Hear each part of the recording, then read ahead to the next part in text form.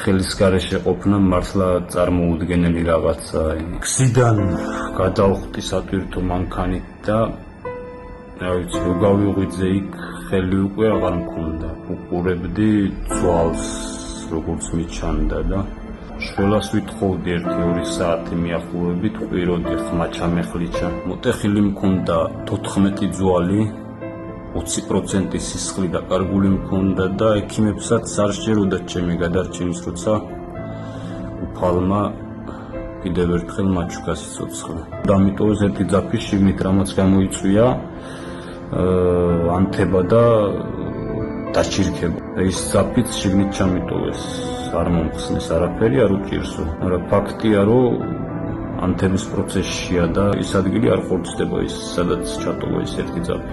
იმედი მაქვს, რომ მეც ავიყვან მალე ხელში ჩემს შვილს და ეთამაშები როგორც სხვა ნორმალური მამები. მამა ჩამხუტე. 25 წლის დანიელი აი ასე ცალი ხელით ცდილობს, რომ თავის ერთადერთ გოგონას 3 წლის გაბრიელას მოეფეროს, მაგრამ საფრალო ბიჭმა იცის, რომ ის ამას ვეღარასდროს შეძლებს უწინდებურად. ამ პატარა ანგელოზმა კი ჩერნოვეცკის ფონდის კორესპონდენტს უთხრა, რომ თავისი ხელის გადანერგვა სურს მამიკოსთვის. მერე კი პატარა თითებს ახედა და შეამოწმა, თუ მოერგებოდა მამას.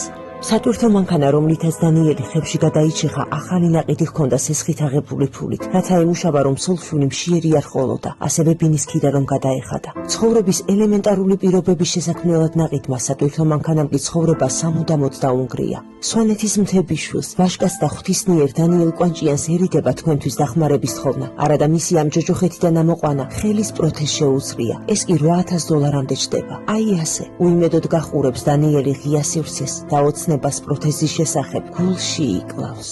რჩევას მისცემთ ახალგაზრდებს, თქვენს თანატოლებს. უყვარდეთ ერთმანეთი და უყვარდეთ ყველა. როცა ადამიანს სიყვარული გააჩნია, ფალთანაც ახლოს არის. გადარიცხეთ ნებისმიერი თანხა ჩერნოვეცკის ფონდის ოფიციალური საიტის მეშვეობით.